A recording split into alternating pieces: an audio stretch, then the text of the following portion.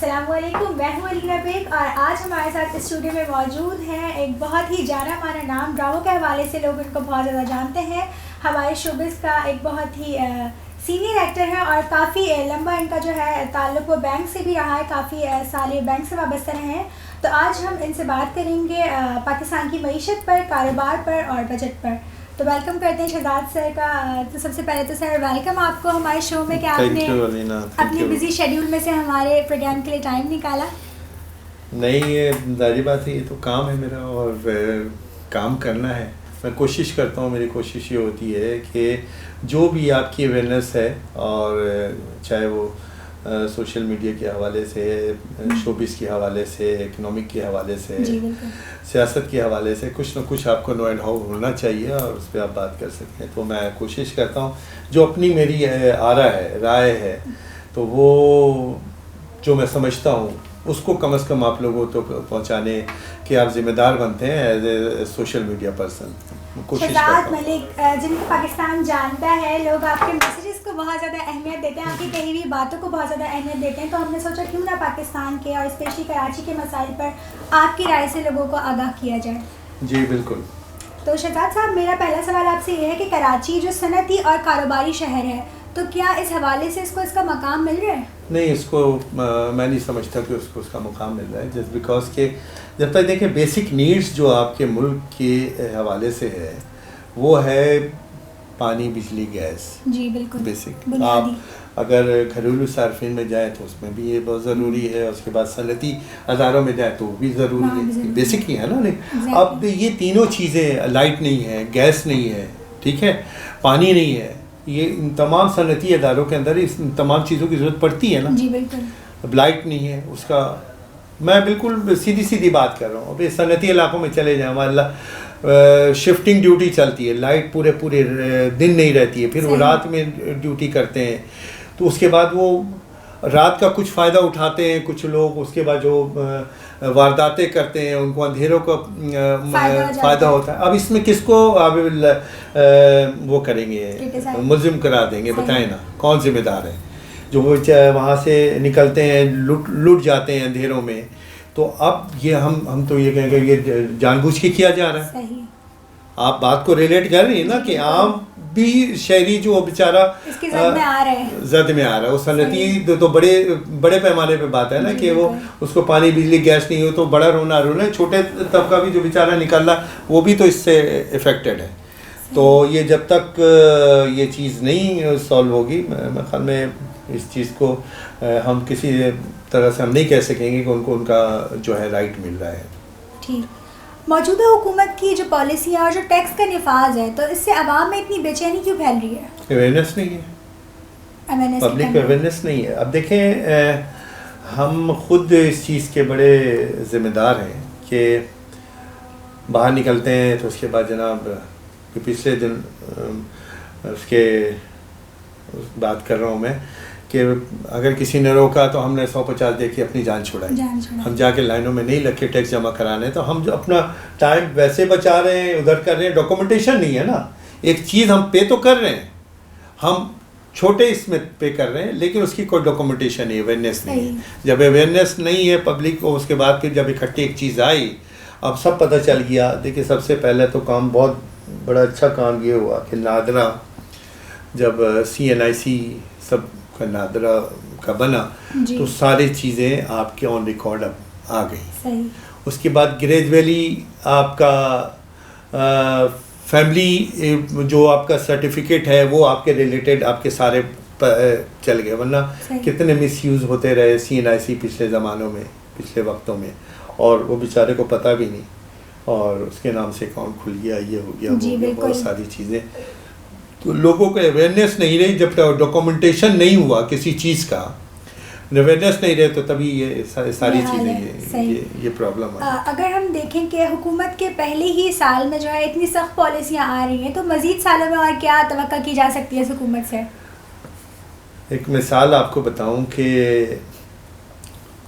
माँ और बच्चे दोनों बीमार हैं, क्रिटिकल है दोनों सिचुएशन में, तो मुझे जवाब दीजिए कि माँ को बचाया जाए कि या बच्चे को बचाया जाए? बड़ा अजीब सा सवाल है, मैंने आपसे कर लिया। वैसे तो दोनों को ही बचाना चाहिए, लेकिन फिर भी माँ को बचाना ज़्यादा ज़रूरी ठीक है ना। तो ये धरती हमारी माँ है, इसको बचाना है पहले। ये नासूर हमारे जो छोटा ज़ख़म था ना, वो बड़ा ज़ख़म होके नासूर हो गया। तो ये नासूर कैसे ख़त्म किया जाएगा? ग्रेजुअली ख़त्म होगा ना, इलाज चल रहा है, ये इलाज है सारे। अच्छा सही, ये इलाज है हुकूमती पॉलिसी है, इलाज है। You got my point. exactly. ये इलाज है, ये पॉलिसी इलाज चल रहा है। सही। अच्छी की सोच हमेशा रखनी चाहिए। मैंने बताया कि ये धरती हमारी माँ है, हमको पहले इसको बचाना। वैसे अगर देखा जाए तो मेरा अगला सवाल भी आपसे यही था कि क्या इसके अच्छे नताइज नजर आने, तो आपने पहले ही बता दिया कि आप इसे पॉजिटिव ही ले रहे हैं। बिल्कुल पॉजिटिव ले रहे हैं। हमें बाकी सबको भी पॉजिटिव लेना चाहिए। हमें सहना तो पड़ेगा, सख्ती सहनी पड़ेगी, क्योंकि हमने पीछे बहुत याशियाँ की हैं, बड़ी माजरत के साथ बहुत मज़े किए हैं।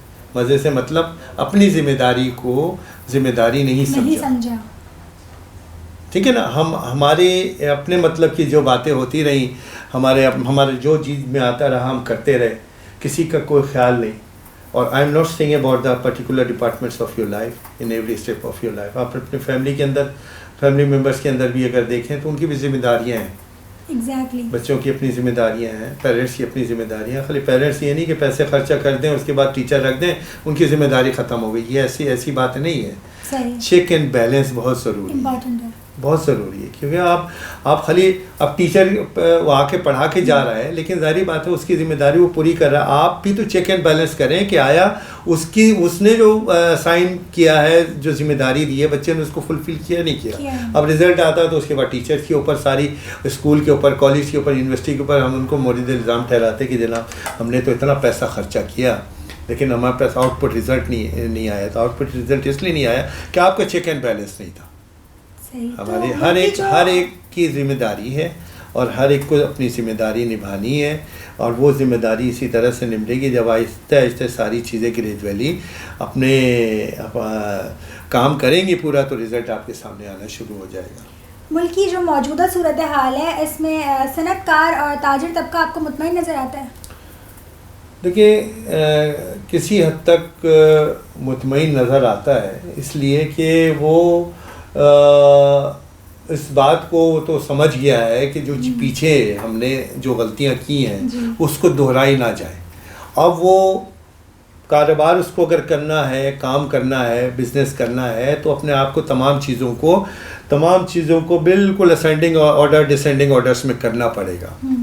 जो टैक्स के मामलात हैं, जो दूसरे मामलात हैं, उन तमाम चीज़ों को उसको बिल्कुल परफेक्ट रखना पड़ेगा, अदरवाइज़ फिर मुसीबत में आएंगे। क्योंकि अब कोई चीज़ ढकी छुपी नहीं है। सही। आपके सामने रोज़ाना के हिसाब से बहुत सारी ख़बरें सोशल मीडिया पे भी सरगर्म हैं, न्यूज़ में भी बताया जाता है। उसके बाद थोड़ी सी थ्रेड भी होती है हुकूमत की तरफ से, क्योंकि हम आदी हो गए, सच्ची सीधी बात है, बड़ी माज़रत के साथ, कि जब तक जो है ना डराए धमकाया नहीं जाएगा तो हम घरों से। अभी 1,70,000 लोग जो है वो टैक्स जो नहीं पे करते थे वो लोग इसमें शामिल हुए, नए आने वाले इसमें। तो इसका क्या मतलब, उसमें अरबों रुपए वाले भी टैक्स होल्डर हैं, 5 करोड़ रुपए वाले टैक्स होल्डर भी शामिल हैं। तो कैसे आ गए ये लोग? आ गए ना। तो इसका क्या मतलब हो कि पीछे से जो थ्रेट मिले पे 38 लास्ट आपको दे दिया कि 38 जून आप तक कर दें, वरना तो वो लोगों को जो अनडिक्लेयर प्रॉपर्टी थी उसको डिक्लेयर किया। मतलब हम लोग धमकियों के आदी हैं। मतलब देखिए ना, सख्ती तो ज़रूरी है ना, बगैर उसके तो कोई चीज़ सामने नहीं आती है। जो तबका ज़्यादा टैक्स पे करता है फिर उसी पर ही क्यों टैक्स की भरमार कर दी जाती है? जो सबसे लायक औलाद होती है ना घर की, माँ बाप की, उस पर सबसे ज़्यादा जोर पड़ता है, उसी पे सबसे ज़्यादा बोझ पड़ता है। लेकिन ऐसा नहीं है, मैंने अभी पीछे कहा ना कि 1,70,000 नए लोग आए हैं, तो नई औलादें भी सामने आई हैं जिनको जो अपनी ज़िम्मेदारी को आप समझते हुए आगे बढ़ रहे हैं, और ये समझते हैं कि एक मकसद हो जाए ना, एक मकसद हयात हो जाए और अपने मुल्क के लिए सोच लिया जाए। देखिए अनजाने में इंसान से गलती हो जाती है, डेलिब्रेट नहीं।